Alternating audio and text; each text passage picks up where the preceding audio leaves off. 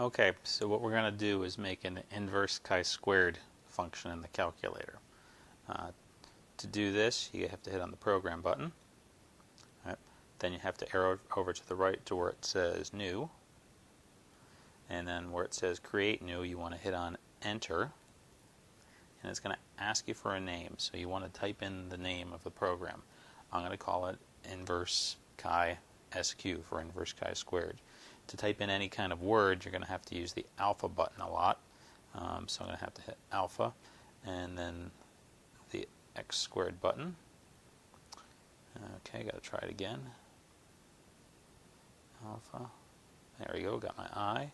Alpha. And then I got to hit log. That'll get me my n. And so I'm going to type in inverse chi-squared. And each letter I want to get, I have to hit the alpha button. And then just look at all the green letters on the keyboard and follow along there.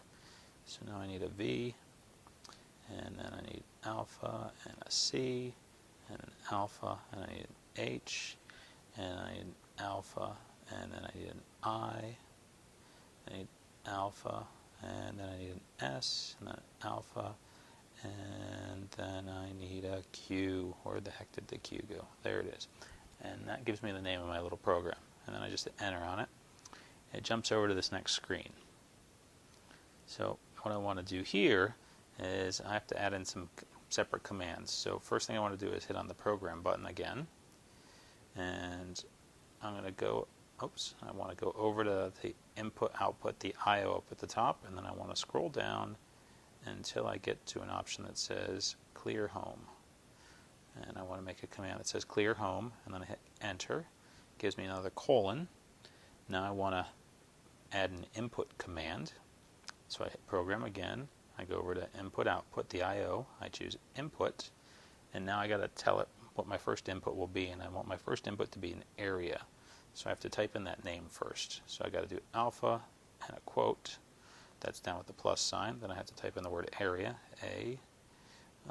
Where the heck did the R go? R, alpha, E, comma, there we go, alpha A. And then I want to put a colon, so I'll do alpha and the period that puts a colon there. And then I want to do an alpha with a space, which will be a 0. Now if you made any mistakes in there, you can just arrow backwards and forwards and type over stuff, or you can delete things as you need to. Right? Then I want to close off my little input command there, so I got to do alpha, and I got to do an end quotation mark. Then I hit the comma, and now I have to tell it where I want to store that inputted value. So I'm just going to do alpha, and I'm going to do A for area. So I should have a line that looks something like that. Then I hit an enter, and I want to input something else. I need not only my area, I need my degrees of freedom. So now that I have a new colon there, I'll hit program again. I'll go over to IO. I'm going to choose input.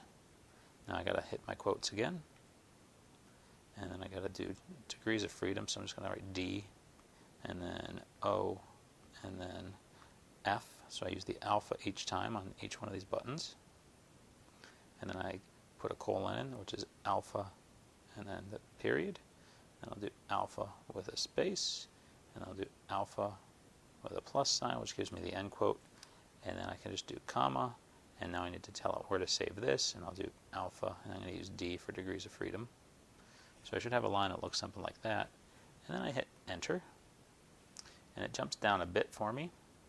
And now what I need to do is tell it to solve something for me. So I'm going to hit on math, and I'm going to arrow up to where it says solve, and I'll hit enter there. And what I'm going to type in here is alpha A minus, and then I got to do alpha vars. Sorry, that's not what I wanted to do. So I hit clear there, it jumped me back. I want to do second and vars. And then I want to go down to the chi-squared CDF and choose that. All right. And then what you want to type in here is 0, comma, x, comma, and then you want to put in D. So I got to do alpha D, and then you want to do a parenthesis. And Now, if your calculator comes up with a little menu that asks you for the chi-squared CDF for the lower and the upper type things, you'd do 0, you'd do X, and you'd do D. And when you hit paste, it'll paste in that command just like that. And then once you get done with that, you hit alpha. Then you have to hit X again. Then you do alpha and type 0, and then do a close parenthesis.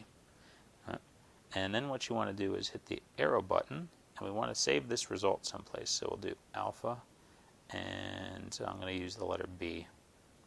Okay, and just hit enter. So that'll actually solve and find your answer. Now we need to tell the calculator to display your answer.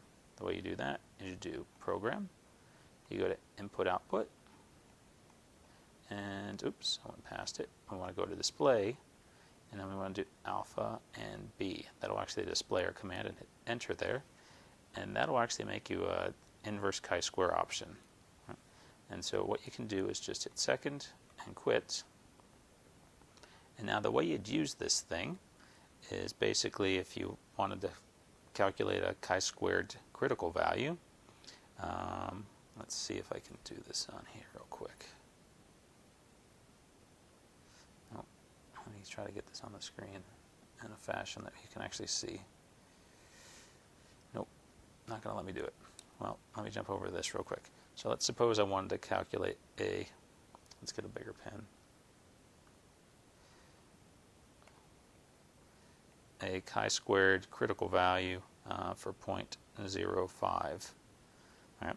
That would mean that's my alpha, and I need to know an area, and the area is going to be 1 minus that alpha, would be 0.95. Okay? And the only other thing I need to know is the degrees of freedom. Let's say we're going to use 9 degrees of freedom. Okay? So my degrees of freedom equals 9. Okay? To do that, on my little program there, let me slide this back over a bit. What I'd have to do is hit program, and then under execute, the very first thing there, just hit enter. It's going to bring up my program, and I'll hit enter. Then it asks for an area, and I'll type in 0.95, enter. My degrees of freedom, which I decided were 9, I'll enter, and it'll scroll, and it'll calculate my critical value. Now, if you're interested, it's actually stored. If I hit alpha and B there, that critical value is actually stored there. So the interesting thing is, if you do second and vars, and you do that chi-squared CDF,